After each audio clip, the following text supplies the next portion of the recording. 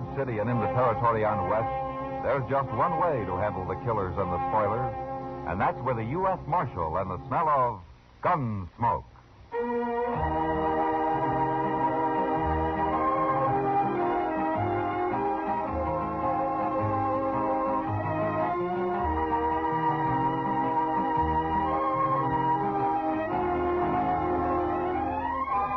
Gunsmoke, starring William Conrad. The story of the violence that moved west with young America. The story of a man who moved with it. Matt Dillon, United States Marshal.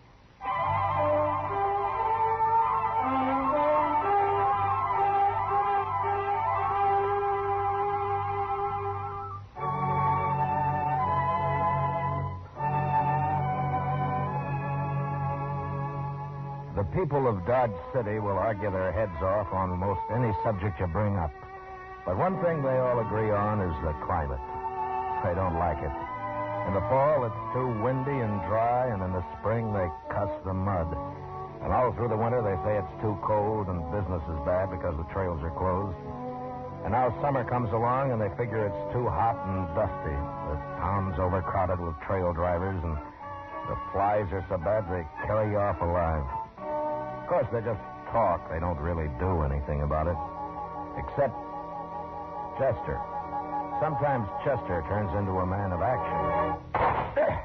Chester, what are you... Why, Hokies, I finally got him. Got what? That cussed fly. Oh, for... Well, I don't care, Mr. Dillon. I killed all of them in here except that one, and he kept pestering me continual. Smart as a fox. I couldn't lay a hand on him. So you haul out a gun and blast a hole the size of your fist through the roof of the office, huh? It did sort of make an opening up there, didn't it? Oh, well, it'll be handy when the rain starts. We won't have to go outside for our drinking water. Well, I'll get up there and fix it, Mr. Dillon. I didn't even stop to think. No, I guess not. I reckon it's this heat. I swear I have never seen it this hot and dry. No, not since last summer. Oh, it's worse, Mr. Dillon. Every pump on the plaza is dry. Only place you can water a horse is that trough back of the livery stable. I remember one summer in Newton, summer of 71 or 72, I think it was, why the heat and the bugs... Is this Marshal's office? I'm the marshal, son. Come on in. And shut that doggone screen door, quick. My name's Brian Beck, Marshal. My father and I got in town this morning. Oh? We brought a herd up from the Big Bend country. Oh, Lazy Bee Bar? Yes, sir, that's our brand. I saw some of your riders around town trying to wash the dust off of their tongues. Have a rough trip? Yes, sir. Half the water holes are dry, fences across the trail in North Texas, but that's not what I came in about. Oh? The fact is, Marshal, I'm trying to head off some trouble. What kind of trouble, son? Well, you see, the Colonel, my father, is a fine old man, but sometimes he just doesn't get along with people too well. Colonel? U.S. Cavalry, 25 years, retired. Oh. You see, that's the trouble, sir. He tries to treat the cowboys like an army command. They don't like that. This morning, when he paid him off, one of them warned him to go armed while he was here. Told him he was going to shoot him on sight. Oh, which one? Bud Stark, the range boss. Short, stout fellow with a... Oh, yeah, I saw him on the Texas Trail a while ago. Marshal, my father was probably fast with a gun once. He thinks he still is, but he's not. He wouldn't have a chance. Well, what you want me to do, then, is try to keep them apart. Is that it? I reckon so. Well, 10 to 1, it won't work. If Stark's got his temper up, he'll find a way to make his call. Oh, maybe in that case, you better tell me where I can buy a gun. You, know how to handle one? No, sir. I grew up back east with my mother. I guess I can learn, though. Yeah, sure you can. But a gunfight's not exactly the place to start practicing. He's my father, sir. I gotta do something. Tell me something, Brian. How old are you? 18. All right, now you listen to me. Don't go buying any gun, and don't go messing around Stark. I'll look into it and try to straighten things out. But you get this through your head, Brian. Whatever happens, you stay out of it. You understand?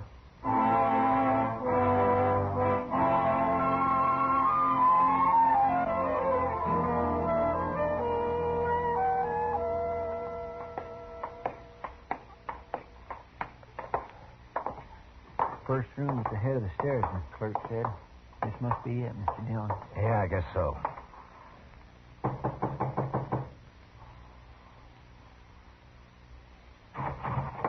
Reach. Don't move now. You're Colonel Beck? I am, sir. My name's Dillon, U.S. Marshal here. This is my partner, Chester Proudfoot. What's the gun for? You expecting somebody else? Well, Bud Stark, for instance? who told you? Stark been talking to you? How long are you going to be in town, Colonel? Oh, 3 or 4 days, maybe a week. Long enough to sell my herd and long enough to call that mouthy little foreman's bluff. Well, why don't you just limit it to selling the herd? I think you've been misinformed, Marshal. This man threatened me. I'm only aiming to protect myself. I'll suppose you leave the protection to me. I thunder it was Brian. That's who told you. It's just like that sniveling whelp to go whining to the law. I didn't notice any sniveling. He seemed like a pretty decent kid to me. A milksop, Mr. Dillon, raised by a woman. Never had a boot in a stirrup before a year ago. Well, he's never had a gun in his hand. Well, he's trying to get one in it now. He asked me where he could buy one. Stark. He's planning to go up against Stark. He was. He kind of figured he was protecting you. Why, the lily-fingered young cub. Why, I'll... You'll what? Have him court-martialed, shot at sunrise? He's your son, Colonel. He's not some soldier in a cavalry troop. Neither is Stark nor the rest of your men. I'm not obliged to listen to this kind of talk, Marshal. And if you go out gunning for Stark, and if you're lucky enough to live through it, I'll jail you and you'll stand trial. Now, you just sell your cattle and stay clear of Stark. Come on, Chester, let's go.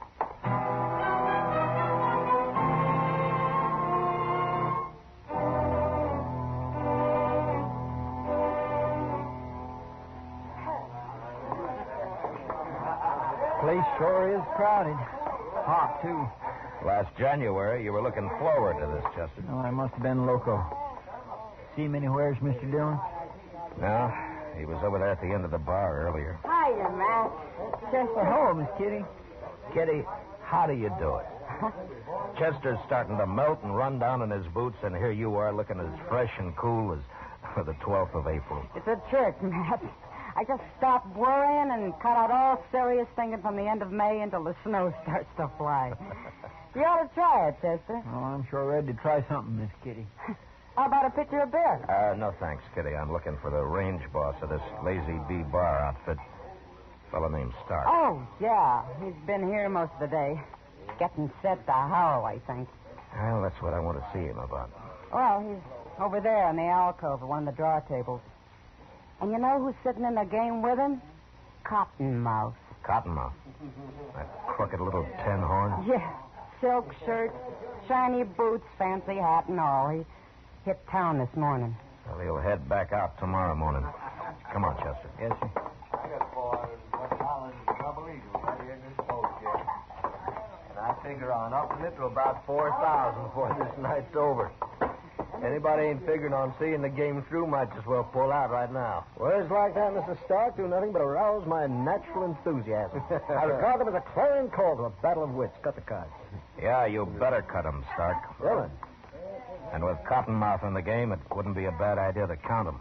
Marshal, you are maligning a reformed man. Well, you'll have to reform in some other town, Cottonmouth. You got till tomorrow morning to get out of Dodge. And this time you stay out. No, I just don't get what you're up to, Marshal, breaking up a friendly game of cards this way. Stark, with Cottonmouth in it, it won't be friendly and it won't be a game. I'll take my chances, Marshal. All right, suit yourself. You've been warned. But before you start this friendly game, I got something to say to you. All right, say it. We'll take a little walk, if you don't mind. All right, Marshal, sure. I'll be right with you, gent. All right.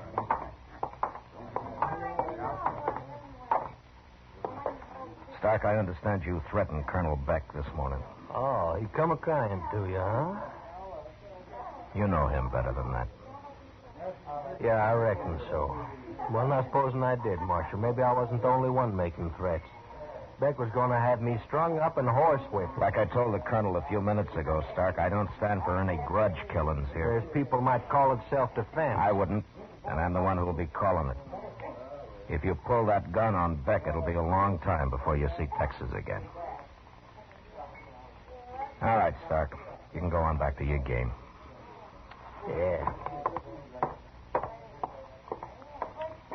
It appears to me that's pretty hard talk for a hot day, Mr. Dillon. Well, Chester, it's the only way I know how to handle it. Just to lay it on the line. Yeah, and more than likely that's not enough to keep him from mixing. Wait a minute, Chester. Look here. What's that Beck kid? And he's wearing a gun, Mr. Dillon. Yeah, and he's heading straight for Stark. Come on.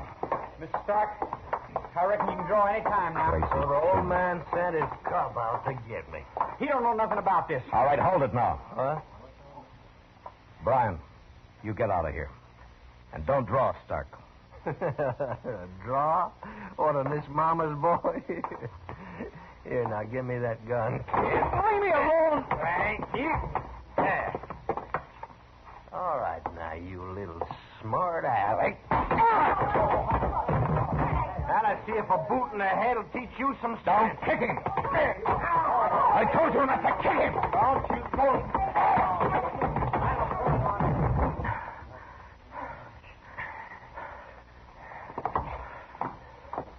You had no reason to hit me, Marshal. That kid called me. You heard him. Forget it. Now go on back to your game.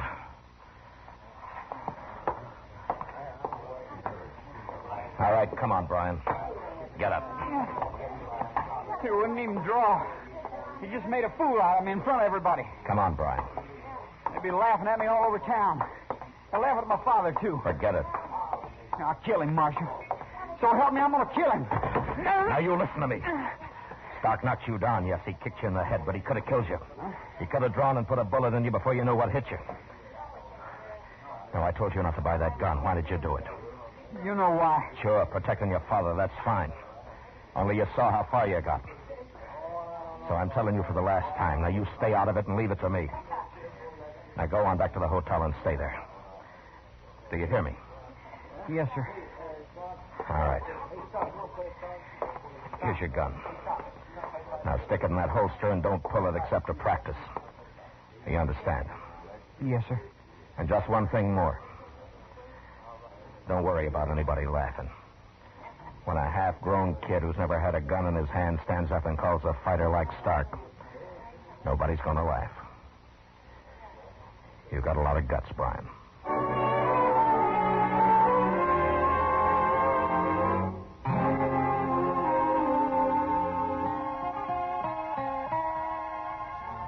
Mr. Dillon, you think they're going to stay away from each other? Stark and the Colonel? I don't know, Chester.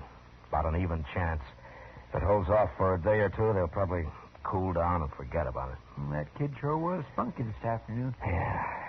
Well, he's dying to have the old man respect him. Yeah. Too bad Beck's so bullheaded. Matt! In here, Doc. Thought it'd be cooler with the lamp out. Well, don't bother about lighting it now. We've got a job of work between us, Matt. Well, what do you mean? Some of the boys just found a body lying by the horse trough behind the livery stable. Been shot in the back. Who? A trail driver. Name of Bud Stark.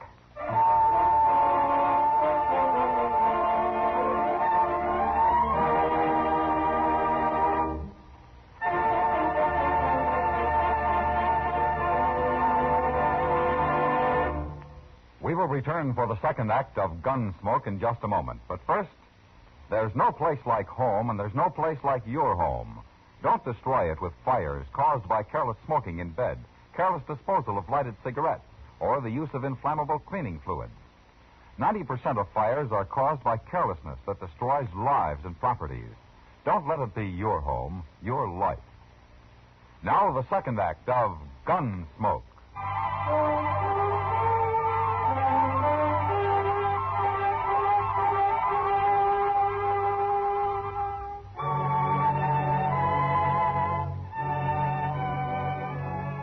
The livery stable is down at the east end of the plaza, across from the Dodge house. And the watering trough is out back at the edge of the corral. Stark was lying face down in the mud, and his horse was standing a few yards away with the reins trailing on the ground. Some of the boys from the railroad yard held lanterns so Doc could see to work. The flares of heat lightning were coming a little closer together. A light breeze had sprung up, but there was no smell of rain in it. The air was hot and dry.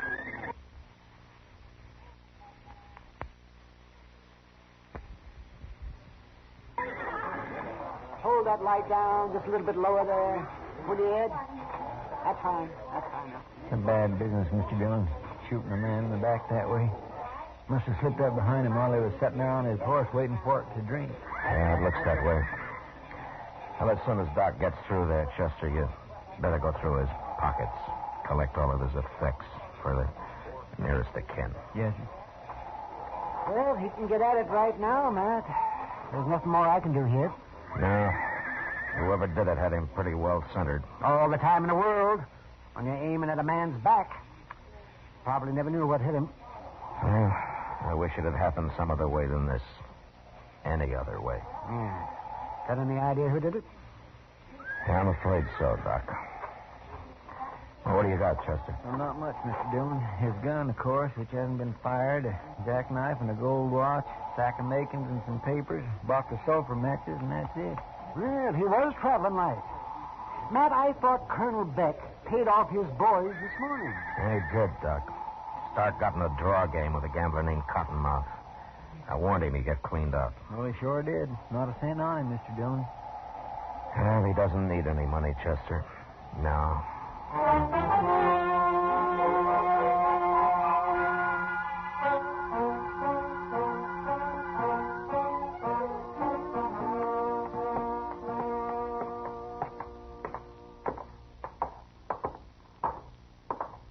Think we'll have any trouble, Mr. Dillon? Yeah, the odds are against it. Who is it? The marshal. Open up.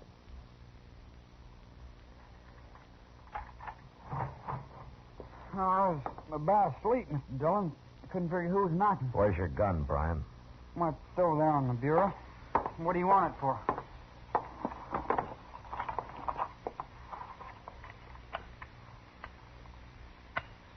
Been doing some shooting, son? Yes, sir. I was following your advice. I was over in the river bottom practicing. Drawing, mostly. Too dark to shoot at anything. I fired a couple of times, though. Pretty good shooting, Brian, to be as dark as it was. One of the shots caught him right in the center of the back. What are you talking about? Murder, son. That's what we always call it when it's in the back. Well, I haven't killed anybody. I haven't been out of this hotel since 9 o'clock. Got a witness to that? No, sir. The only one would be my father, and he's been gone somewhere all evening. But I'm telling the truth, Mr. Dillon. Well, Who was it, sir? Who got killed? Yes, who was it, Marshal? I'd like to know myself. if you've been out around the town, you must have heard it by now, Colonel. Well, I figured I'd better stay clear of things. I walked out along the railroad, watched the lightning. Who was killed? Bud Stark. Bud Stark? He was shot in the back about a half hour ago over at the watering trough behind the livery stable. Well, Brian, I guess we better be getting along. Just a minute now.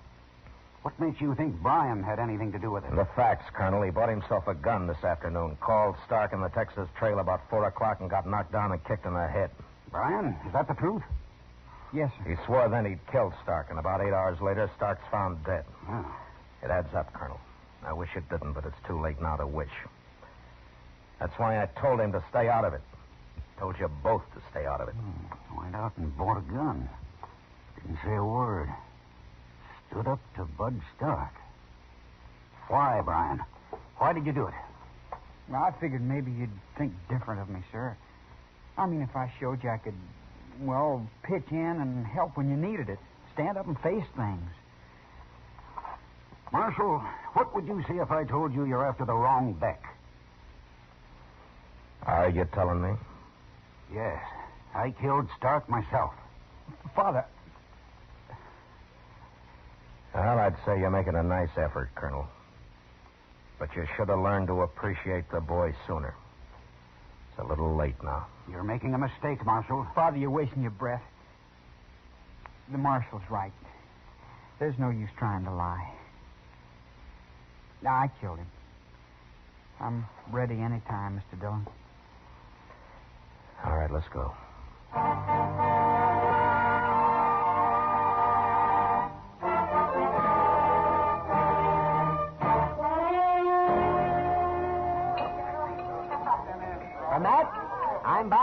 No, I guess not. Thanks, Doc. Might say this is all in that full of stock. It'll come out of my corn, Steve. Yeah. Fine. No, I don't see what you got to be so glum about, Matt. An hour after a killing, and you've got the killer locked up tight and snug in jail. Oh, relax. Your job's over. Yeah, I guess so. I sure wish it had been anybody else but that kid, though. I liked him. Figured he was all right. And then he... In the back, Doc. Well, he's only a young'un. You can't blame him too much. I got him bedded down for the night, Mr. Dillon. Put him in the corner cell. It's a little cooler back there. Oh, thanks, Chester. Doc, did you ever in all your born days see a spell of heat as bad as this? Never did. It's a corker. Well, I thought earlier we might get a drop to a rain or something. Heat lightning, Doc, just heat lightning. I hear you settled that Stark thing in a hurry, Matt. Yeah, I've got the Beck kid locked up, Kitty. I'm sorry it was him, Matt. I guess he sort of disappointed you, huh? Yeah, a man can be wrong, Kitty. Well, it's been great for business. Everybody in town's been crowding in. They want to hear all about it and take a look at the chair Stark was sitting in before he pulled out of that poker game.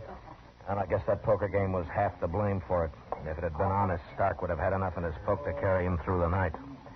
Instead of winding up broke before midnight. He wasn't broke, Matt. He left here with $4,000. He what? Sure. That's why he broke up the game and pulled out. When he'd made what he said he'd make, he quit. Cottonmouth almost had a stroke. Most of it was his money. But Stark didn't have a cent on him when we found him. He was... Kitty's Cottonmouth still here? Yeah, he's back over there in the same game. He went out to eat, but he Chester. came... Yes, sir. Come on. You think he might have, Mr. Dillon? Maybe. Blowing a safe next to sociability. Talking's still a cheap commodity, and you can't carry it off in your pocket. My bet's in, so let's put up a shutter. That's exactly the way I look at it, Cottonmouth. Dillon. I still got till morning. That's what you said. Did I? How's your luck running? Oh, not too bad. I've had a few good hands. Better than they were when Stark was in the game, huh? Oh, we couldn't touch him. Took $4,000 off the table. He was pretty lucky. Not too lucky. He's dead. Yeah, I know. It's too bad. I figured that kid would get him. That's the trouble with a green kid like that. They don't have any sense. Can't tell what they'll do. Yeah, sure.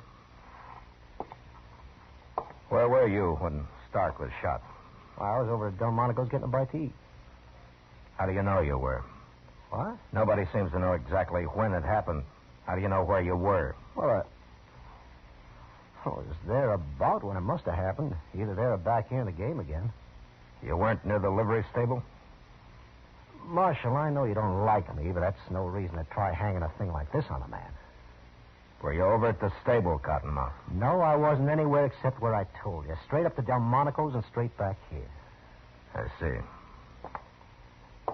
And where'd you get the mud on your boot heels? What do you mean? Every pump in the plaza's been dry for days. Dust 6 inches thick. There's only one mud puddle in town at that horse trough back of the stable where Stark was killed.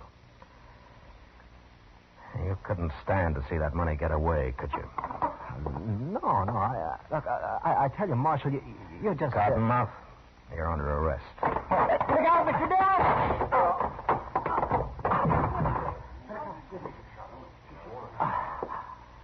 You made a mistake, Cottonmouth. No, Marshal. You did. I robbed him, but I didn't kill him. I was going to. I followed him, but he was dead when I found him. What's the point of lying now? I'm not lying, Marshal. It's the truth.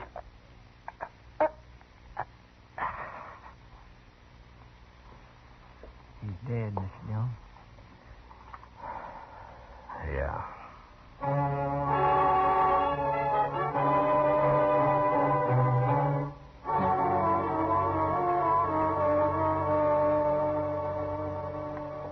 I reckon the boy will be mighty glad to get out of that cell. Yeah, and I'll be glad to let him out, Chester. He's a good boy.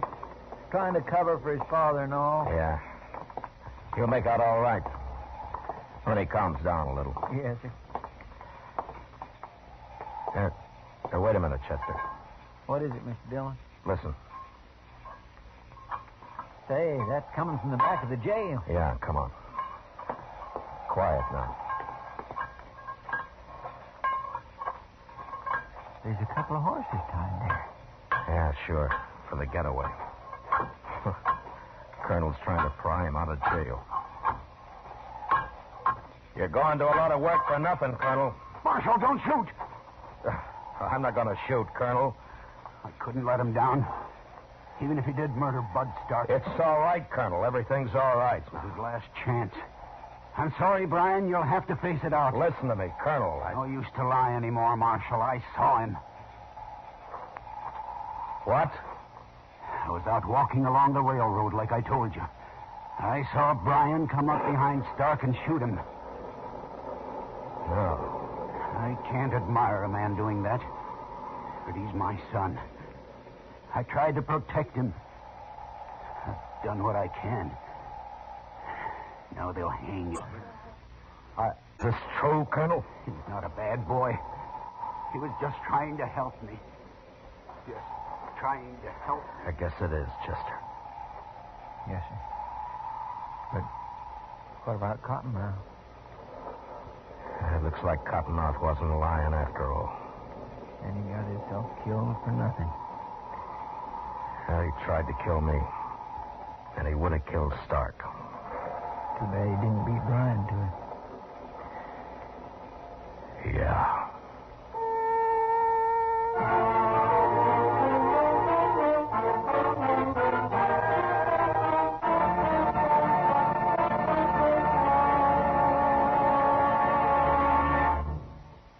Gunsmoke, under the direction of Norman MacDonald, stars William Conrad as Matt Dillon, U.S. Marshal.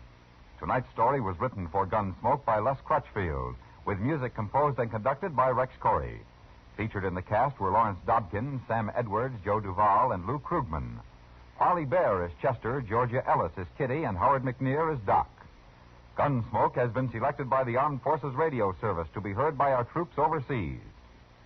Join us again next week as Matt Dillon, U.S. Marshal, fights to bring law and order out of the wild violence of the West in Gunsmoke.